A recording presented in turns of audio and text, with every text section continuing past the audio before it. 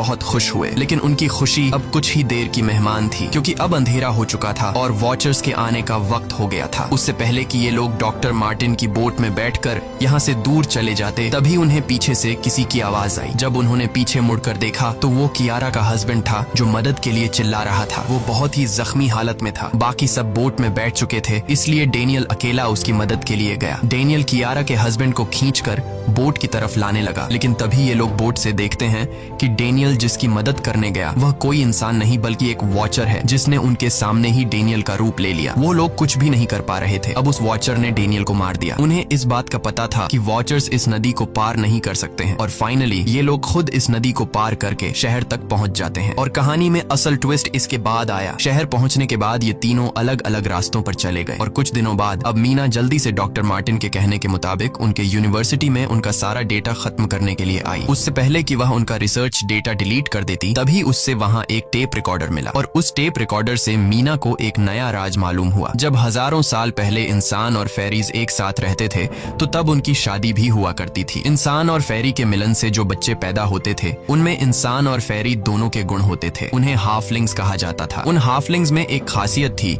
कि वे रूप बदलने में इतने माहिर होते थे कि वे किसी मरे हुए इंसान का रूप भी बदल सकते थे। प्रोफेसर का मानना था कि जब इंसानों ने फेरीज को जंगल के अंदर गढ़ों में कैद कर लिया था, तब हाफलिंग इंसानों के बीच अपना रूप बदलकर चुपके से रहने लगे, और वो आज भी किसी न किसी रूप में इंसानों के बीच मौजूद है। मीना जब प्रोफेसर के ऑफिस में आई और वहाँ पर जांचबीन करने लगी, तो वहाँ उसके हाथ कुछ ऐसी तस्वीरें लगी जिसने उसके होश उड़ा दिए। उसने देखा कि तस्वीर में जो प्रोफेसर के साथ लेडी खड़ी है, वो कोई और नहीं बल्कि मेडलिन है, और असल में मेडलिन प्रोफेसर की वाइफ है। वो कंफ्यूज हो जाती है कि मेडलिन ने उसे यह बातें क्यों नहीं बताई। इस भारी कंफ्यूजन को शेयर करने के लिए वो कियारा के पास आती है और उसे बताती है कि जिस मेडलिन से हम जंगल में मिले थे, वो असल में प्रोफेसर मार्टिन की वाइफ है, लेकिन उसने हमें यह सच्चाई इसलिए नहीं बताई क्योंकि वो खुद एक इंसान नहीं बल्कि एक रूप बदलने वाली फेरी थी। मैंने जब रिसर्च किया तो मुझे पता चला कि काफी साल पहले प्रोफेसर की वाइफ मेडलिन कैंसर की वजह से मर गई थी। ये सुनकर कियारा कहती है कि फिर वो मेडलिन कौन थी जो इतने समय से हमारे साथ थी। इस पर मीना कहती है, मुझे सब समझ आ रहा है। दरअसल प्रोफेसर अपनी वाइफ के मरने से बहुत दुखी थे और उसे हर हाल में वापस पाना चाहते थे, और जब प्रोफेसर को इन रूप बदलने वाली फेरीज के बारे में पता चला, तो प्रोफेसर ने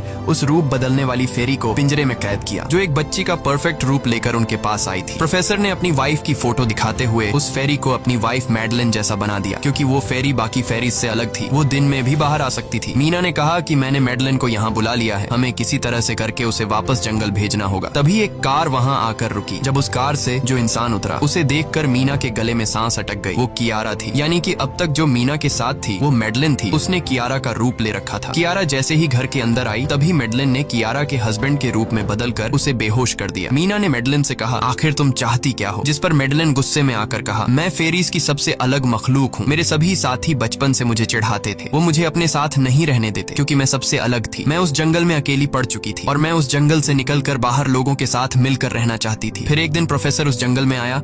उसने मुझे पिंजरे में कैद कर लिया। उसने मुझसे कहा कि अगर मैं उसकी वाइफ का रूप ले लूं तो वह मुझे जंगल से बाहर ले जाएगा। मैंने उसकी बात मान ली। प्रोफेसर ने मुझे मेडलिन की सारी बातें सिखाई, और बाद में उस धोखेबाज प्रोफेसर ने मुझे मारने की कोशिश की, लेकिन उससे पहले कि वो मुझे मार पाता, मैंने उसे ही मार डाला। तुम इंसान कभी भी भरोसे के लायक नहीं थे और न ही रहोगे। अब तुम भी मेरी सच्चाई जान चुकी हो, इसलिए तुम्हें भी मरना होगा, और तुम्हें मारने के बाद मैं तुम्हारे रूप में इंसानों के बीच रहूंगी। यह कहकर मेडलिन ने मीना का रूप ले लिया और उसका गला दबाकर उसे मारने लगी। तब मीना ने मेडलिन से कहा कि क्या प्रोफेसर ने तुमसे यह नहीं कहा कि तुम क्यों दिन में निकल सकती हो? असल में तुम हाइब्रिड हो, आधी इंसान और आधी फेरी, इसीलिए तुम इंसानों और फेरीज के बीच रह सकती हो। मुझे पता है कि दुनिया में अकेला रहना कैसा होता है, लेकिन तुम अकेली हाफलिंग नहीं हो। तुम्हारे जैसे और भी हाफलिंग्स हैं जो किसी न किसी रूप में इंसानों के बीच रह रहे हैं। इस सच्चाई का पता चलते ही मेडलिन का शरीर अचानक अपने असली रूप में आने लगा। देखते ही देखते उसके पंख निकल आए, जिसके बाद वो मीना को यहीं पर छोड़कर यहाँ से उड़ जाती है। इसके बाद कुछ हफ्तों के बाद का सीन दिखाया जाता है, जहाँ मीना अपनी सिस्टर के साथ रहने लगी है। उसने अपनी सिस्टर को बताया कि शायद वो फेरी अभी भी मेरा पीछा कर रही है। तब मीना की सिस्टर उसे कहती है कि तुम डरो मत, ऐसा कुछ नहीं है। और कहानी के एंड में हम एक छोटी बच्ची को देखते हैं जो कि उस वक्त मीना के घर के नीचे खड़ी थी। ये कोई और नहीं बल्कि मेडलिन थी, जो अब उनके दुनिया में उस रूप में रह रही है। और इसी के साथ ये कहानी खत्म हो जाती है। अगर आपको ये वीडियो अच्छी लगी हो तो हमारे चैनल को सब्सक्राइब और वीडियो को लाइक जरूर कीजिएगा।